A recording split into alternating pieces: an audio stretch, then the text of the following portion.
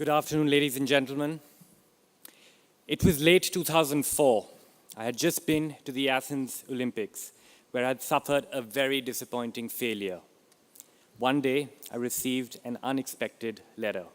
It was from my coach, Uwe. The letter included the following advice. I just want to tell you, you're next in line. World champion in 2006, Olympic champion in 2008. Be focused, but not intolerant. Be flexible. Don't be stubborn and self-centered.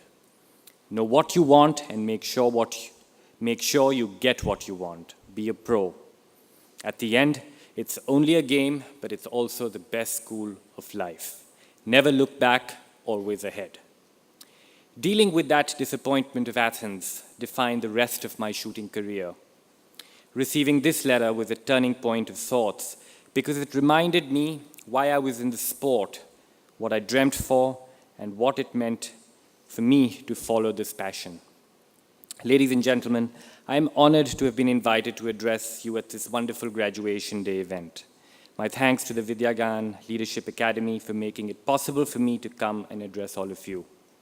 Congratulations to all you students on your achievements, and I'm very inspired by the journey you have traveled to get here.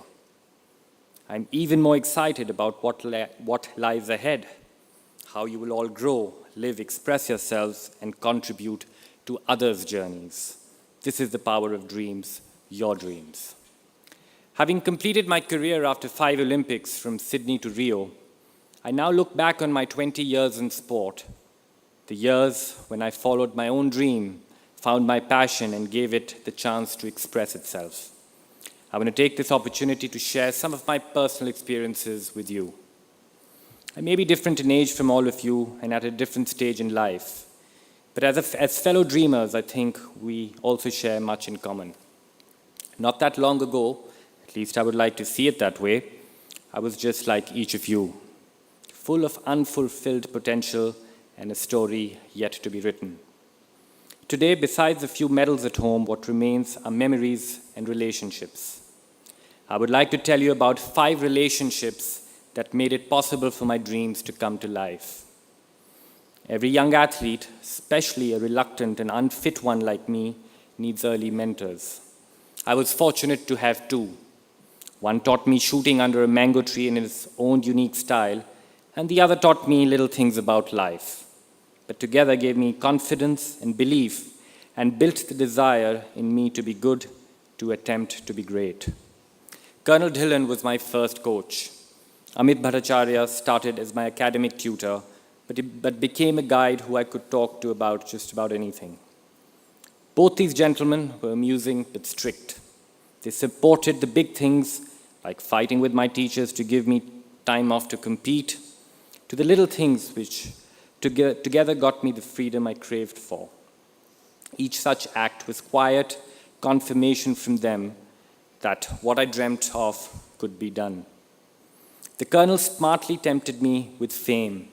Come first, he said, and I would earn a headline. Make a record and I'd get a picture in the paper. For a kid, these sort of things were irresistible. I was fascinated, hooked. He didn't need to talk to me about work ethic ever again. The relationship with these 2 men brought me desire. They taught me well. They taught me to think big. What more could I ask from early mentors? Getting to the Sydney Olympics in 2000 as a teenager fulfilled that early desire. But there was more in store for me, and this desire and hunger had a larger role to play. There is a small set of people for whom the roller coaster of emotions is more difficult than for the athlete himself. These are parents and siblings, the usually untold heroes of any sporting journey. The athlete has control of his or her game. The family has nothing other than blind faith. My family took that blind faith to great extremes. When I was little, my mother, an organized woman, had my day planned to the minute. As I grew, she traveled with me for weeks to dreary Germany and stayed with me, washed my clothes, cooked for me in little motels as I tried to perfect my art. No questions asked. My dad was probably the only one whose dreams were bigger than mine. He acted on those dreams until I had my own. My sister was a wonderful cheerleader in the worst of times and at the best of times. My family was my support troop, a comfort to me. Back home, believers matter. Often in a career, things can seem bleak, but it is then that you hear and feel your family cheering from close range, and you remember that you are not alone. Besides providing for me materially, my family backed me to the hilt in spirit. Their faith taught me to trust. Teaching on how to trust is a unique gift very few can give us. Sport was the bridge on which my family helped me build this. Eventually, I had to trust myself, my equipment, even the floor I stood on. That process started at home. My desire kept us all going. I had a poor finish in the shooting final at Athens, even though I thought I did everything right. Only later did I find out that the floor tiles were loose in my particular shooting lane, making it impossible for me to balance. Coming back from an incident like that at an Olympics needed desire, needed trust. But then I had the desire and was learning how to trust sometimes against and despite the odds. I was not a natural shooter. I was not a natural anything. I didn't have athleticism or coordination or balance. But what I did have was persistence. As a kid, I used to buy aircraft and car models and painstakingly construct them with my father helping out. One tiny part after another, never skipping a detail. In shooting, this is essential, a gradual, systematic accumulation of knowledge. The ability to repeat and focus on the smallest of details. In my mind, it was an interest, a quirk, even while all the other kids were out playing. It was only much later did the penny drop when I met my professional coaches, Gabby, Heinz, and Uwe. The beauty of life is that there is a passion that's right for every one of us. Mine was sport shooting, and I felt it belonged to me and I belonged to it. My coaches remain the people I ask about any important decision even today. From the biggest decision to the littlest things about life. These are relationships that transformed me and gave me faith in myself and the sense of belonging and identity. They didn't give me answers, they gave me the tools to find my own. Thanks to my family, I had learned to trust. Now I had the people worthy of that trust. When Beijing 2008 came along, other than the technique that I had worked on for a decade, these were the people who made the difference. At the beginning of a career and through most of its parts, most of us live for fame and personal glory.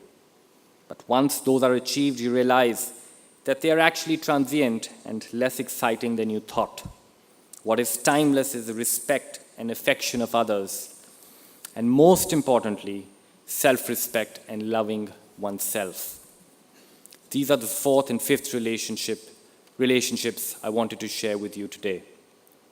Winning the Olympic gold medal in 2008 at Beijing gave me perspective and helped me understand my country, my fellow citizens, and what gives them meaning.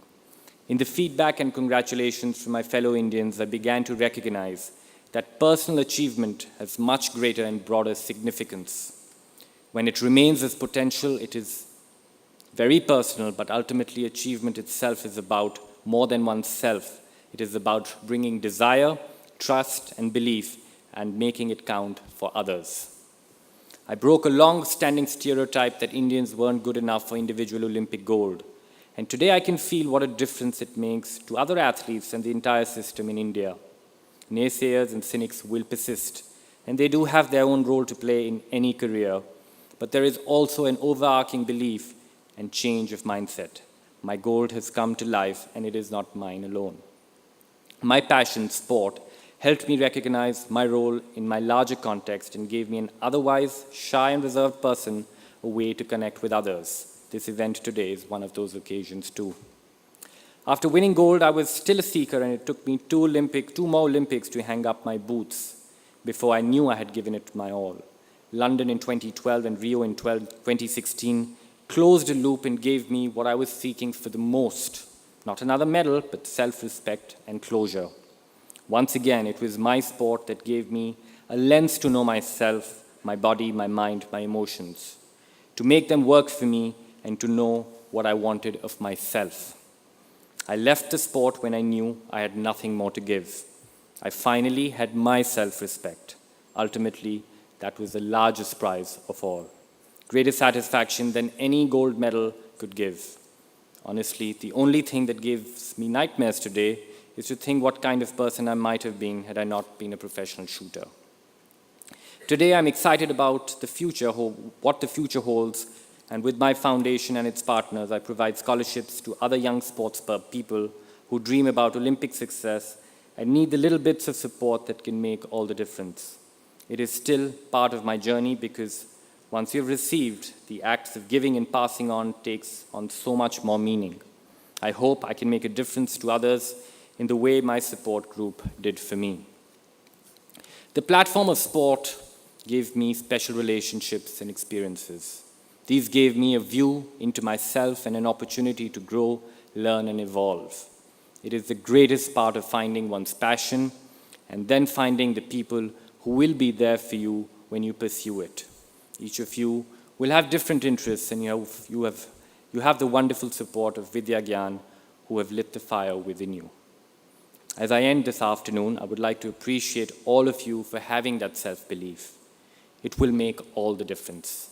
Whatever might be your dream, your passion, give it all it asks of you, your commitment and dedication. Invest in the relationships that the pursuit of your dreams bring you. The ones that make you uncomfortable, challenge you, tease you, upset you, these are often the most valuable ones. Be there for each other in good times and bad. Regardless of how much you end up achieving, and may it be a lot, you will have memories, relationships, and experiences. It is more than a fair bargain. Thank you all for listening, and congratulations again to all of you on this special graduation day.